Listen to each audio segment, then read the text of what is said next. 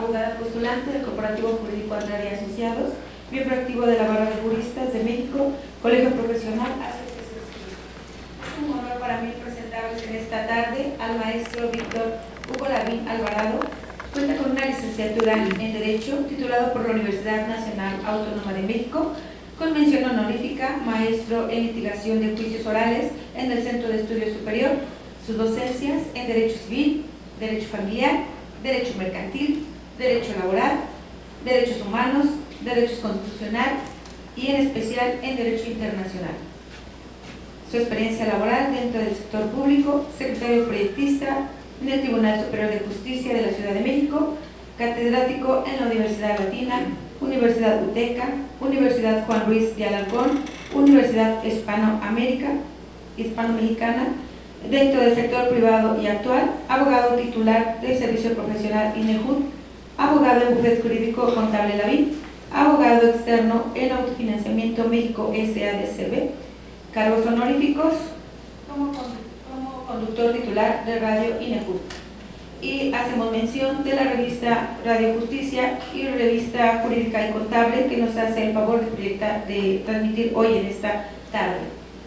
Asimismo, tengo el honor de presentarles al licenciado Luis Enrique Cuevas Guzmán, con estudios académicos en licenciatura en Derecho, titulado por la Universidad Inca, especialidad en Justicia Penal para Adolescentes en la Facultad Judicial de Derecho Tributario, especialidad en Derecho Familiar por el Instituto de Estudios Jurídicos y Contables.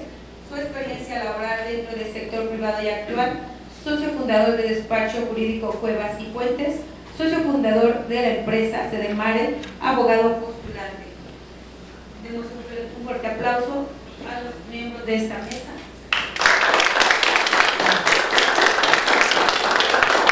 Que lleva por título Argumentación Jurídica. La argumentación es un extracto de la razón por el medio de la cual todo y cualquier ser humano busca encontrar la verdad. Más aún el abogado, la argumentación tiene un objeto primordial en el cual pretende la amistad entre el ser humano, dando así lo corresponde a cada uno, con el equilibrio del derecho propio y el derecho ajeno. Es menester de defensor el hacer uso correcto de las facultades, siendo la razón para ir a lo concreto y al abstracto, comprender la naturaleza de las cosas, así como someterse a la causa que lo provoca, ya que lo que se pretende en el razonamiento de la ley es hallar lo que se pruebe en este conforme a la naturaleza de las cosas, satisfagan la razón y adhieran voluntades, para que el objetivo no se vea superado por un sofisma o cualquier falacia que afecte a un derecho. Corresponde a la ley y violentando los derechos humanos y las garantías de cualquier ser humano. La argumentación es una herramienta que tiene el litigante usando el razonamiento para demostrar una verdad. Démosle la palabra a nuestros integrantes de esta mesa. Bueno, muchas gracias. Es un gusto poder compartir esta mesa con el licenciado Luis Enrique. Él me permitió iniciar la plática el día de hoy. También agradezco la invitación, por supuesto, al maestro Alejandro Andrade y al Corporativo Jurídico Andrade. También agradezco al maestro Eder Narváez, gran amigo mío, y a la Barra de Juristas México. Quiero empezar esta plática con el siguiente argumento. Señor juez, chingue usted su madre. Fue lo que le dijo el demandado a mi cliente. ¿Se fijan cómo de inmediato tomé la atención de todos ustedes? Eso es parte de la argumentación que nosotros debemos plantear. Es decir, tener siempre la atención de la persona que va dirigida nuestro argumento. No importa si tenemos o no tenemos la razón. Hace un momento dijo la licenciada que el argumento pretende convencer al interlocutor de lo que nosotros estamos pretendiendo. Por eso, nosotros debemos hacer mucho énfasis en qué es lo que nos pretendemos que el juzgador escuche de lo que nosotros tratamos de convencer. A mí me ha tocado que el juez de repente estoy yo planteando mis alegatos y el juez está viendo su computadora, está anotando no sé qué cosas, y qué es lo que debo yo de hacer para que él me preste atención. Pues me quedo callado. De esa manera, él va a decir, bueno, ¿por qué te callaste? y entonces tengo nuevamente su atención. Entonces, es importante nosotros primero pensar cuál va a ser nuestro objetivo en el planteamiento del argumento. Por eso, como concepto general de argumentación, consiste en dar razones a favor o en contra de una determinada idea u opinión, que se traduce en sostener o contradecir, ya sea en forma escrita u oral, para convencer a determinado receptor sobre su validez. Y además se deben de presentar pruebas y fundamentos para su respaldo. Entonces, ¿cuál es la intención? Primero debo de conocer bien lo que yo quiero plantear para que el juez entienda y yo lo pueda convencer. En una ocasión me dicen, ayúdanos a presentar una demanda porque venimos de Jalisco. Y bueno, veo la contestación y digo, aquí hay algunos errores, yo te sugiero que pudieras cambiarlos. Ya me hicimos unos cambios. Pero en el transcurso del trámite del juicio, me dicen, quiero que tú apoyes por todo el juicio. Pero la verdad de las cosas es que yo no sabía la mecánica de ese procedimiento, del problema que tenían ellos. Entonces, fue hasta un día antes que hablé por teléfono y les pregunté, bueno, ¿cómo está este problema? ¿A qué se refiere? ¿Cuáles son los objetivos? Que entendí el trasfondo del asunto y entonces en el juicio ya podía hacer una argumentación, un planteamiento lógico-jurídico para convencer al juez que lo que nosotros estábamos pretendiendo era lo que tenía que resolver. Entonces, el primer punto para una buena argumentación es entender qué es lo que yo estoy pretendiendo probar. Ya lo decía ahorita el maestro Eber, que pues llegan las personas y el detenido y le dice, bueno, pues sí, es que sí me agarraron, pero nunca supo cuál era el trasfondo de su declaración, cuando en realidad debe haber dicho, primero oriéntame para saber qué es lo que estás pretendiendo y en ese sentido ya poder apoyarlo con el planteamiento. Entonces, esto es el primer punto que debemos de analizar para una correcta argumentación. Esto es independientemente de que se trate de un juicio civil o un juicio penal o un juicio administrativo. Lo importante es el planteamiento y las ideas correctas que se están presentando ante el sector. En la mañana estaba yo revisando una demanda de una asociada que me dice, revísame por favor la demanda. Y en primer lugar, está confuso cuál es el planteamiento. ¿Es un contrato de cesión de derechos o un contrato mercantil en el cual es un intermediario? No recuerdo. Entonces, mientras no sepa distinguir entre las dos figuras, cuál va a ser el objetivo que va a pretender, a quién va a demandar y a quién le va a exigir el cumplimiento de esa obligación. Entonces, ante esta situación, lo que tiene que hacer la abogada es entender primero las dos figuras. Estamos en materia penal, cuáles son los elementos de ese delito para saber si tú te ubicas en esa hipótesis y entonces tratar de desvirtuar dichos elementos. En este caso de la demanda, pues no estaba bien el planteamiento y luego dice,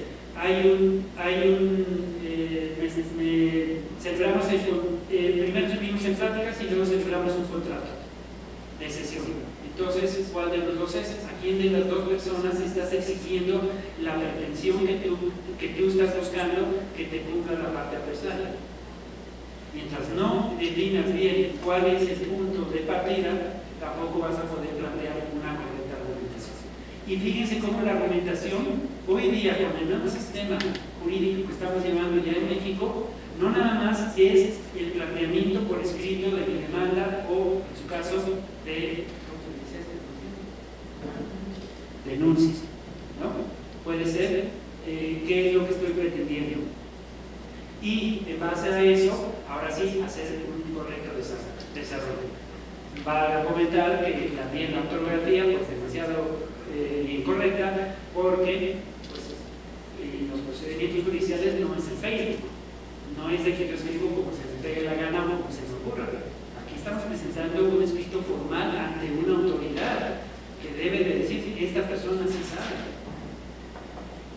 De acuerdo a ello, entonces, por eso insisto yo, Y luego dice, es que y al establecer los argumentos de su contrato, de su detención en la demanda, pues dice, aquí contratamos esto, y luego contratamos esto, y luego se pasa a otro hecho, y no lleva una secuencia lógica de las ideas. Por eso el segundo planteamiento para una argumentación es la secuencia cronológica de las ideas que se están planteando. Y finalmente, en esta misma demanda que hoy me tocó revisar, la abogada omite señalar cuáles son los fundamentos legales por los que basa esa acción que está intentando. Porque como abogado, si bien es cierto que la Constitución dice, o los principios del derecho dicen, dame los hechos y yo te doy el derecho, cualquiera que seamos, somos profesionistas y debemos hacer un planteamiento lógico, jurídico, ante la realidad que estamos planteando. Por eso, el tercer consejo para una argumentación es cuál es la fundamentación que vas a plantearle en ese asunto. ¿Y cuál es mi punto de partida siempre? Yo le llamo el jus porque en mis tiempos, ustedes son muy jóvenes, pero en mis tiempos era el jus. ¿Se acuerdan que era un disco que lo comprábamos y no sé qué tantas cosas? Bueno, ya veo que hay contemporáneos. Pero este que es el semanario judicial es mi punto de partida. De ahí busco yo qué es lo que pretendo, ahí busco yo primero cuál es la base de mi pretensión. En este caso, cesión de derechos, bueno, uso la palabra cesión de derechos, entiendo el concepto de ese tipo de contrato y hago mi planteamiento. En el caso del delito, como decía ahorita, desaparición forzada de la cámara, bueno, que nos dice el Dios, que nos dice la jurisprudencia sobre desaparición forzada. Y hay algo más importante en todo esto, me va a decir cuáles son los fundamentos. La misma tesis y jurisprudencia me dicen el fundamento. Entonces ya tengo ese punto de partida para acudir y realizar esa fundamentación. En materia familiar decimos que pues, puede ser el Código Civil en sus artículos relativos, quiero pensar ahorita que es el que me dice de memoria, la patria potestad, artículo 444 del Código Civil. Bueno, pero si se fijan en materia familiar tenemos una serie de disposiciones legales infinitas. La Convención Americana sobre Derechos Humanos, la Convención Americana de los Derechos de los Niños, la Convención Americana para evitar la violencia contra la mujer, para el voluntario político. Entonces, esa por sí misma es inconstitucional, ¿no? Porque ya se hace una división entre la violencia para las mujeres y la violencia para los hombres, o hay una convención para evitar la violencia contra los hombres. Entonces, ¿qué cosa me sigue pegando, no?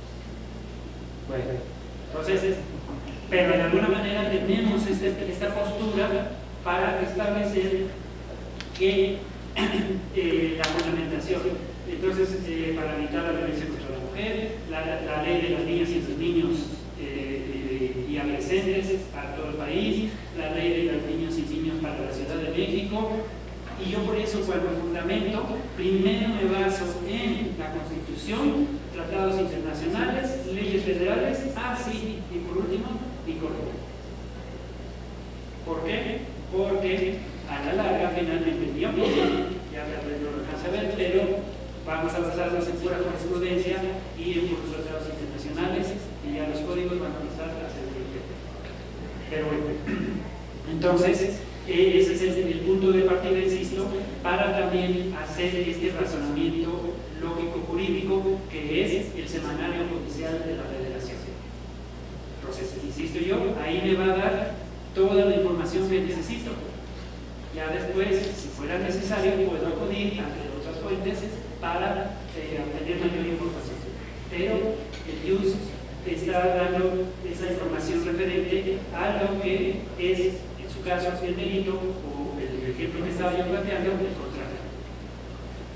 En este orden de ideas, entonces, ante esta postura del argumento, es primero qué es lo que quiero, luego cuál es el fundamento y ahora sí el planteamiento de los hechos. Es bien difícil hacer un planteamiento de los hechos porque tú crees que estás en lo correcto, tú crees que lo que vas a plantear está bien hecho. Sin embargo, yo lo que procuro hacer es cuando hago una demanda, un escrito, lo que sea, lo imprimo y lo leo. Y encuentro mis errores. Los corrijo. Nuevamente vuelvo a imprimir, a corregir y imprimir. Y lo vuelvo a leer. Pero ya una tercera vez ya no, porque ya no voy a ver mis propios errores. Entonces es aquí donde debo buscar uno de mis asociados, como el maestro Vicente y el maestro Eder, y se le puedo mandar y decirle, critícame. Y como somos los número uno para criticar, pues me van a encontrar mi error. No lo estoy diciendo por ustedes, pero tengo un amigo, ¿no? Entonces, ese amigo me va a destruir. Porque debo de tener algún error que me puede ayudar a tratar de corregir esas cosas. Ese es otro de los planteamientos para una buena argumentación. Hacerle ver a alguien más que me ayude a corregir mi propio escrito. Dentro de esto mismo, estamos hablando de una demanda, una denuncia, querella, lo que sea, pero también si hay escritos intermedios dentro del proceso, pues también mi punto de partida es buscar en el JUS si hay alguna jurisprudencia, alguna tesis que pueda yo ocupar. Entre paréntesis, como dato curioso, una vez un abogado me dice, oye, no señalé en la demanda un testigo y quiero cambiarlo. Ya le hago su escrito, se lo mando y se lo cambia. Otra abogada, la misma idea, le hago el escrito y le cambian el testigo sin haberlo narrado en la demanda, porque no lo fundamento conforme al 255 del Código Procesal Civil. Y yo estoy en la misma postura que hago mi propio escrito y no me lo cambio. No me cambio. Pero aquí estamos expensas siempre de que un tercero decida si era penal o no era penal, ¿verdad? Entonces, conforme a ello, es la forma que tenemos nosotros de presentar escritos. Cualquier argumentación, cualquier planteamiento, hay que revisar el fondo legal, que es precisamente el JUS, que me va a decir los criterios jurisprudenciales y también me va a mandar a la legislación aplicable al caso concreto. Y yo me estoy dando cuenta que en materia familiar, mientras más encuentro fundamentos legales, pues más hay.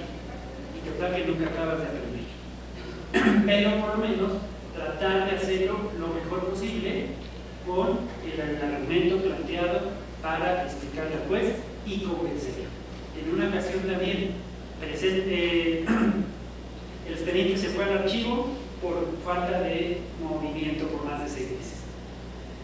Regresa y es notificación para la parte personal, para la actora y el demandado. Entonces, me doy por notificado y tratar de notificar al demandado y no lo encuentro. Entonces le digo, oye, pues como los alimentos son importantes para los niños, ¿qué te parece si le giras oficio en su nuevo centro de trabajo para que le hagan el descuento otra vez? Y me dice, pues, no, ¿qué te crees que es mucho? Porque hay que notificar a los niños. ¿Cuál fue el error? Pues mi planteamiento fue, como dijo una vez una maestra, como el abogado de los datos. Y claro que le contestó al abogado de los datos, no se puede. Pero cuando yo me convertí en profesional e hice el escrito de manera adecuada y profesionalmente, en el sentido de que le dije, mira pues, los alimentos son de orden público y primera necesidad, los menores tienen la presunción legal de necesitar alimentos y mientras ellos por sí mismos no tengan la forma de llegarse a esos medios para su propia subsistencia, el deudor alimentario aportar esa pensión alimenticia para el cumplimiento de sus derechos. Además, los artículos de la Convención Americana de los Derechos de los Niños, las leyes que acabo de ahorita de señalar y la jurisprudencia número tal, deben de darle prioridad a esa necesidad que tienen los menores y concederle de inmediato el hecho de que se gire el oficio para que ellos no se queden sin los alimentos que son necesarios para su subsistencia. Y ya después, si quieres, ya notifican. Entonces, ¿qué me dijo el juez? Oye, ahora sí, abogado, ya entendí que lo que quieres y tienes toda la razón del mundo y por lo tanto ordeno girar el oficio para que se haga ese nuevo descuento y también, acuérdate que tenemos que notificar a la demanda. Vean la importancia y trascendencia que tenemos en hacer un planteamiento correcto sobre lo que estamos pretendiendo. Y mi idea el día de hoy es que todos se lleven esa postura de que debemos de dejar a un lado el trabajar como lo hacíamos antes. Antes me decían, oye, tienes una audiencia, pues 10 minutos antes veo el expediente y ya veo de qué se trata. Hoy en los juicios orales no puede ser así. Tengo que hacer mi estrategia de la audiencia dentro de 2 o 3 semanas antes, viendo argumentos, viendo el análisis nuevamente del expediente, viendo las correspondencias, etcétera, para plantearlo en el momento de la audiencia. Me decía la contadora, oye, es que haz un manual de la audiencia, imposible, ¿no? No sabemos qué va a pasar, qué puede ser y qué puede haber en una audiencia. Pero el planteamiento hay que hacerlo dentro del proceso, dentro de nuestro escrito para preparar bien la audiencia. Y precisamente ahorita que está aquí la licenciada Sonia también, no me puedo echar cara verde, porque el abogado dijo lo mismo, ¿verdad? Dame lo que te estoy pidiendo, y me dijeron que no. Cuando presentamos nuestro escrito fundado, motivado, bien planteado, que nos dijo el juez, adelante, ¿no? ¿Sonia? Perdón. María Eugenia o María Sonia. Sí, pero así lo hicimos, ¿no? Bueno, el caso es que es importante siempre hacer ese buen planteamiento. Ahora, conforme a lo que traigo yo una definición simple de retórica para que vayamos ubicándonos en este planteamiento. Y dice, según Wikipedia, la retórica es la disciplina que se dedica tanto a construcción de discursos persuasivos eficaces como la teorización sobre el modo que se construyen los discursos, es decir, convencer por el uso de la palabra.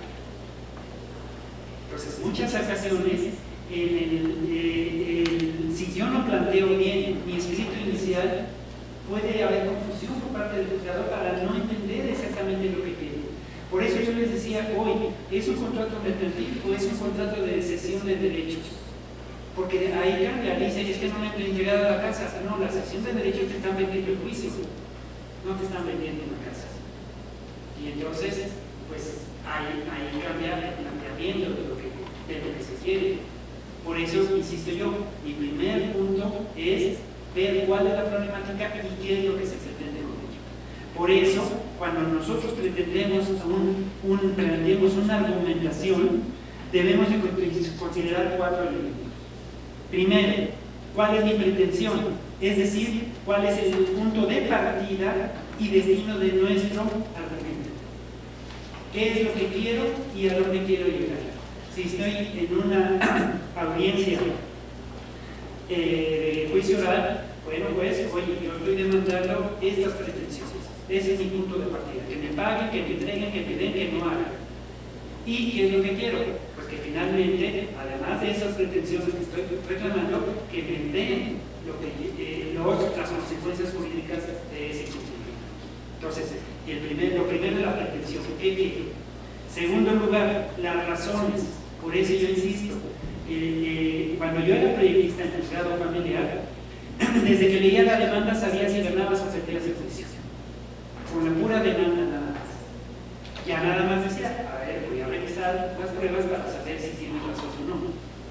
Fíjense, entonces, desde que el juez está recibiendo la demanda, ya se está dando cuenta de la problemática del juicio y qué tanto realmente tienes la razón o no la tienes. Un arrendamiento puedes decir, es que no hay domicilio para el pago de la obligación. ¿Qué nos dice la jurisprudencia? Tienes que hacer el requerimiento previo de las rentas. Si no está el planteamiento, pues obviamente no vas a procesar. Entonces, por eso es cuáles son los razonamientos lógicos jurídicos que le vas a plantear al juez para acreditar que efectivamente los elementos que tú tienes son suficientes para obtener el resultado favorable. Tercer lugar, la garantía. Es la regla que permite o autoriza el paso de unos enunciados a otros. Esto es el fundamento legal. Si bien es cierto, yo decía hace un momento, la ley no precisa exactamente que yo como abogado tenga que fundar y motivar mi petición, pero como abogado, como profesionista, sí lo tengo que hacer. Entonces tengo que decirle, mira, aquí está el artículo que es el sustento básico de mi pretensión, pero también tengo estas jurisprudencias que tienen aplicación al caso. Y a veces, como consejo, a veces la jurisprudencia en sí misma no me ayuda, no tiene el planteamiento. Pero ¿qué es lo que hago yo? A lo mejor hay 3 rengloncitos que sí me sirven y eso los copio y los transfiero para hacer ese planteamiento. Otra cosa es sobre ese planteamiento, también hay que decirle al juzgador. Sí, entonces la garantía es el fundamento legal que nosotros debemos sacar. Jurisprudencia, así lo que estaba diciendo, otro planteamiento es esta jurisprudencia la copio, la pego en mi argumento y le voy quitando las palabras que no me sirven y dejo exclusivamente las que sí me funcionan, como si fuera mi propio planteamiento. Ahorita lo que yo dije lo saqué de una jurisprudencia, lo estoy pegando y quito palabras que no van y lo hago como si yo lo estuviera diciendo de mi propio pecho. Entonces, ese es otro planteamiento. Por eso la garantía es la regla, el fundamento legal que sí apoya a este punto. Y finalmente, el respaldo. ¿Cuál es este respaldo? Las pruebas. Decía Lorenzo en la universidad, los juicios se ganan con pruebas. Entonces, si no tengo elementos probatorios, no voy a obtener resultados. Normalmente, ¿no? Una sobrina decía, es que sí le pagué a mi tía los 5,000 pesos, se los deposité. Perfecto, chiquita, sí te creo. Enséñame tu recibo. No, pues no lo tengo. Tu depósito no lo tienes y los haces. Por eso, dentro de estos objetivos de la administración es ¿qué se pretende? ¿Quién es mi receptor? Y tercer lugar, las pruebas y fundamentos. Por eso la argumentación también debe ser clara y precisa. No tengo que estar inventando ni yéndome a otras cosas que no corresponden. Muchas veces soy un poco tosco con el cliente y le digo, pero bueno, eso no tiene nada que ver, dime lo esencial. Con razonamientos fundados y motivados, con pruebas pertinentes y no debes introducir falacias, porque van a salir a la luz cuando estás mintiendo o cuando tú estás haciendo un planteamiento que no corresponde. ¿Sí? Entonces, en resumen y para concluir, necesitamos nuestra pretensión, nuestros hechos, nuestros fundamentos, que ya dijimos que locales e internacionales, y jurisprudencia. No nada más lo que dice el código. Ya debemos dejar a un lado que nada más me baso en el código. Aun cuando el código para alumnos dijo, el no existe. Entonces, aunque digan que es azul, yo le voy a decir que es blanco. Y voy a tratar de convencerlo de que sea blanco. Y ya dijimos fundamentos locales, fundamentos internacionales, la jurisprudencia y sobre todo las pruebas, los elementos con los cuales voy a acreditar que tengo yo la razón de lo que estoy argumentando. Muchas gracias.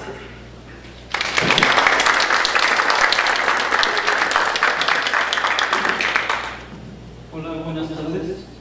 Primeramente quiero agradecer el espacio a la Barra Jurídico de México Colegio Profesional, a la Delegación Ciudad de México, a su presidente, al maestro Eber Narváez, al delegado José Andrade, por el espacio que me permite, y muy agradecido y muy honrado por estar compartiendo esta mesa con mis mentores, el maestro Lavín y el hermano, mi amigo Weber, que hemos estado trabajando, y bueno, y con este tema que para mí yo creo que es la base fundamental de la profesión. ¿Por qué? Porque somos los encargados de demostrar lo que se pretende. Bien, ahorita lo decía el maestro Lavín, mi pretensión, ¿cómo lo voy a demostrar?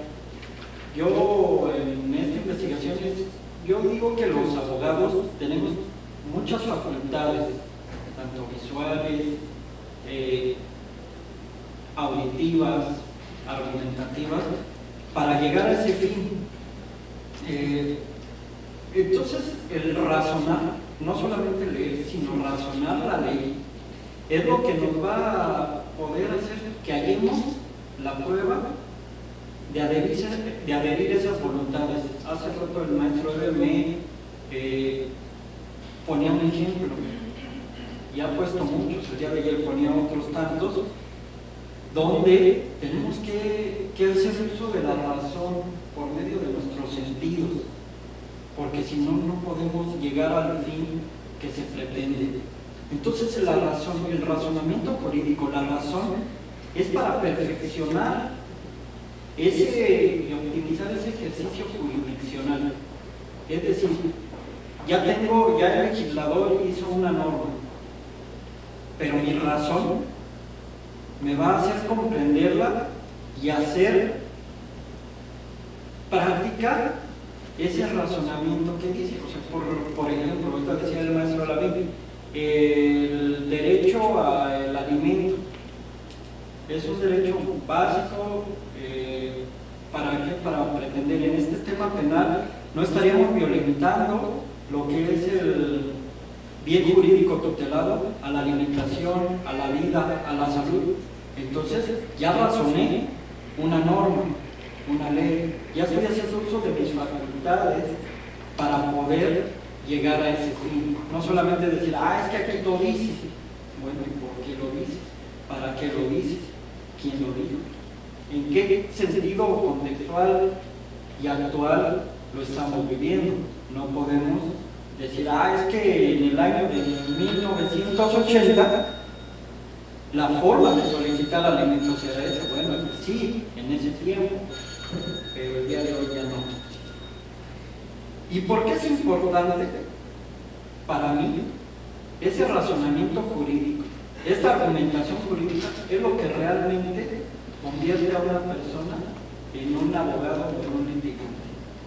Porque si bien dentro de la carrera se estudia la licenciatura en Derecho, pero para ejercer la profesión de litigante, de abogado, se tienen que pretender con todos estos hechos. Y más adelante lo voy a aclarar un poquito más.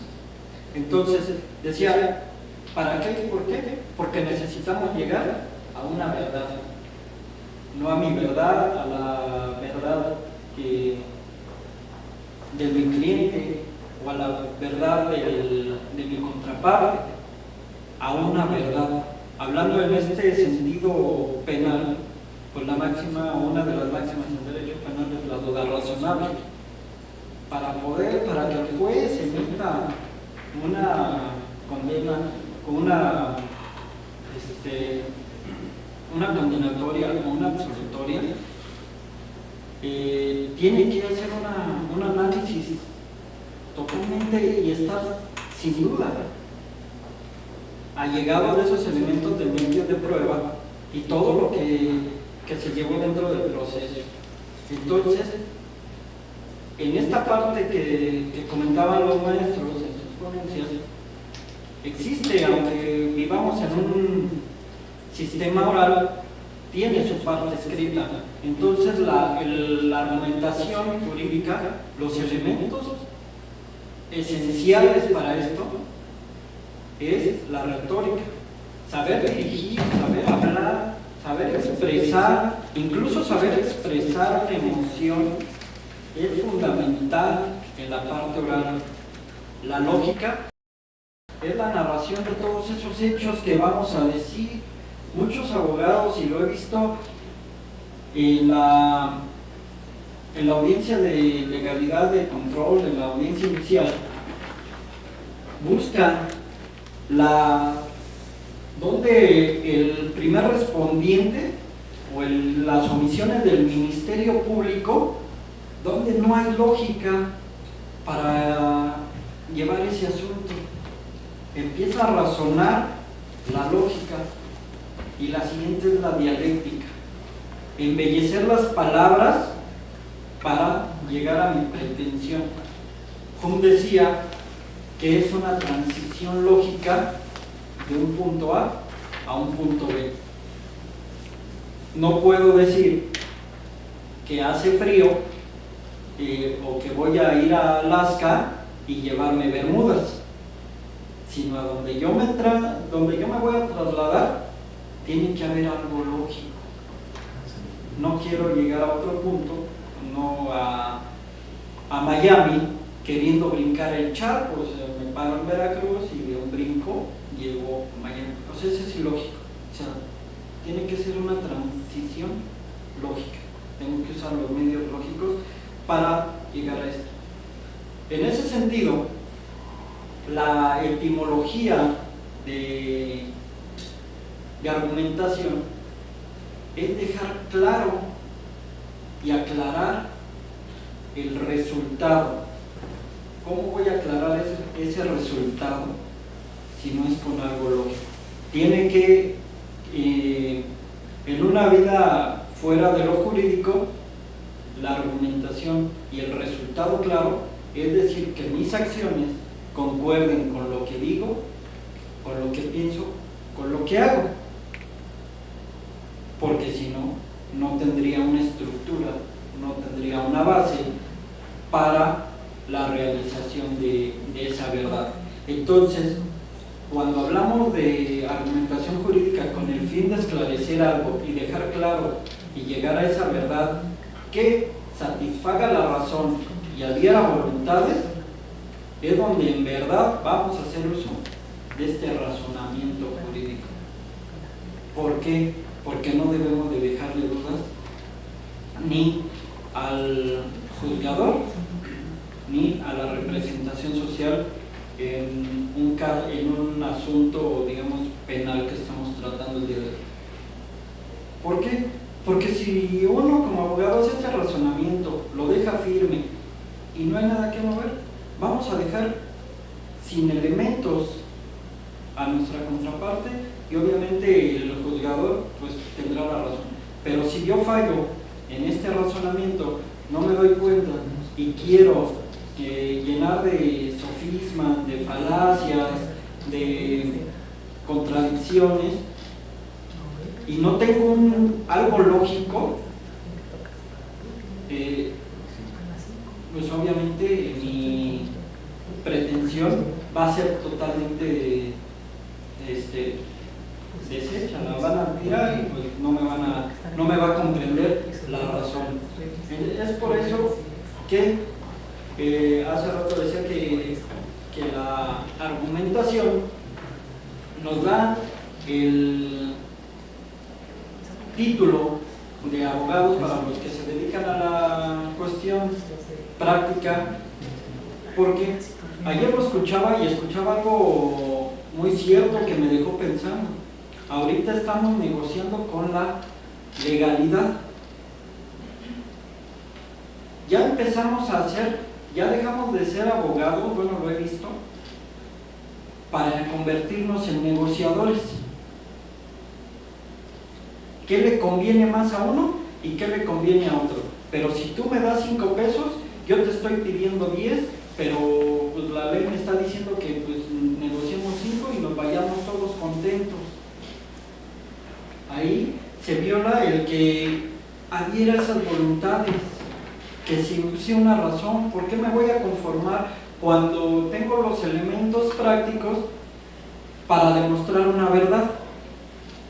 Por eso cuando nos mandan a las salidas alternas de solución de conflictos, a un abreviado,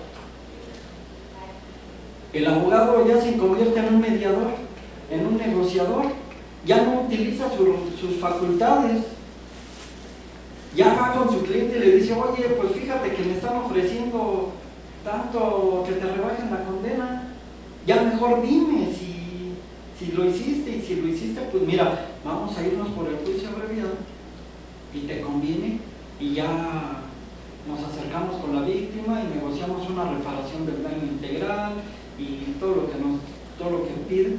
¿Para qué? Para no llevar a cabo y evitarnos en un juicio pues hacer uso de todo esto y llegar al convencimiento real de que mi cliente es inocente. Entonces,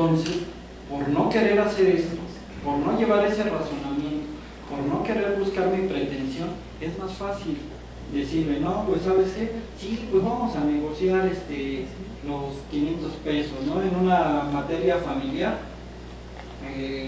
el estar negociando, pues ya con eso y ahí muere. Pero se nos olvida lo que decía el maestro ahorita. Se violentarían muchos derechos humanos solamente con el artículo que nos leyó, que nos citó. Y con eso, y con un buen planteamiento, hizo y ha hecho que sus clientes obtengan el resultado favorable. Es por eso que decía, y soy muy enfático en decir que se está perdiendo la cuestión de abogar por la de negociar, porque la justicia o la legalidad no deberían de ser negociables, y el legislador nos está llevando a negociar totalmente esta parte. La libertad no debería de ser negociable, y llegamos a este punto de discusión. Si ahorita está ya muy de moda lo de la prisión preventiva, la oficiosa y la justificada, o sea, te quito la oficiosa. Bueno, hacen que a México le quiten la prisión, pero México no la radica, me la tienes que pelear y me la tienes que solicitar para entrar a debate, la justificada. Y si no te la justifico, entonces, a fin de cuentas, pues el indiciado va a seguir allá adentro. ¿Por qué no perdemos ese tiempo? Porque estamos tratando de negociar una salida alterna. Están obligados y obligando tanto a todas las partes, los operadores del sistema, a llevar esta parte. Y es por eso que hemos estado hablando del razonamiento. Pero, ¿qué es el razonamiento? El razonamiento es comprender la naturaleza de las cosas y remontarse a la causa que los origina y los produce. Es decir, vamos a ser unos seres racionales en esta cuestión jurídica. ¿Qué emana? ¿Cuál es la naturaleza de lo que estamos tratando? Una norma, una ley. ¿Para qué? Para salvaguardar los derechos, la convivencia entre un individuo y una sociedad, para que no se vean violentados los derechos de las personas dentro de su entorno social. Esa es la naturaleza de las cosas. Entonces tenemos que comprender que los humanos, viviendo en sociedad, tenemos que seguir reglas, criterios destinados a nuestros derechos y a nuestras obligaciones. Ya comprendimos la naturaleza de las cosas. Entonces, ya cuando razonamos con nuestra pretensión, nuestro planteamiento lógico, podemos exigir un resultado. ¿Por qué? Porque ya lo planteamos. Y nuestra norma, nuestro sistema jurídico mexicano nos dice que dentro de todo eso, cuando se hacen las cosas, cuando se lleva a cabo una norma, un reglamento, un código, incluso una modificación a las constituciones, pues muchas veces quedan lagunas porque no se razonó la naturaleza de las cosas, se presionó por ciertas situaciones. ¿Y qué nos lleva a eso? Nos lleva al análisis de lo que realmente faltó o falló o se puso de más dentro de ese razonamiento. Y es por eso donde nace nuestros criterios jurisprudenciales, nuestras tesis, nuestras jurisprudencias, porque no se llevó a cabo ese razonamiento. Se creyó, como bien lo decía el maestro Eder, creímos que razonamos, pero realmente actuamos al instinto que en ese momento y en ese lugar ameritaba el asunto en particular que se llegó a tocar. Como muchos litigantes dentro de las diferentes ramas del derecho tocan los sofismas, que nos dice que es un argumento falso o capcioso y que se pretende pasar por verdadero, hablando de un delito de violación o de acoso, o la famosa tentativa. Es que me intentó matar. Bueno, tendríamos que razonar cuál fue la intención o por qué no se llegó al hecho del homicidio, de la violación o del acoso o del robo. Y estamos entrando en un sofisma. ¿Por qué? Porque estoy argumentando y lo pretendo hacer pasar por verdadero, pero eso no significa que sea la verdad. Entonces, cuando la ley es clara y no tiene que quedar duda, bueno, y si lo pretendía hacer, y si lo logró hacer, si se llegó al fin, si era lo que quería hacer, o tú creíste que ese era el fin. Porque me ha tocado ver asuntos donde en un accidente terrestre, en uno de tránsito, fallece una persona o queda en estado de coma y el asunto y el delito lo quieren tomar como tentativa de homicidio. Es que me intentó matar. Y bueno, y ya razonamos el planteamiento, si en verdad lo quiso hacer o fue una falla dentro de su automóvil que lo llevó al impulso a acelerar y el fin fue el que lo atropelló y desgraciadamente quedó en coma. Pero en verdad lo quisiste hacer. ¿Por qué lo quisiste hacer? Entonces hay que ir teniendo en claro qué razón, qué sofisma y las mentiras o engaños que se pretenden hacer ante el juez, aunque en el caso real, cuando se toma un testimonio o una confesión, dependiendo del asunto, nos hacen jurar o nos leen si faltamos o nos conducimos con falsedad, pues tenemos una repercusión jurídica y todas esas cuestiones. Pero finalmente, ¿cómo voy a probar que podemos determinar que quise mentir o que mi percepción es distinta? Entonces, yo como resumen, es que el razonamiento lógico nos tiene que llevar a adherir esa voluntad, y esa voluntad es la verdad. Cuando hacemos uso de nuestras facultades y un buen planteamiento, no debe de haber duda que podemos estar certeros de que vamos a llegar a lo que pretendemos. Muchas gracias.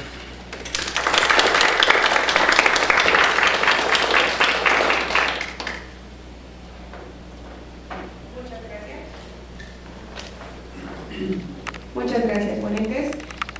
Quiero hacer una pequeña pausa para dar la bienvenida a nuestro congreso al general Saúl Pascual Álvarez Rubio. Gracias.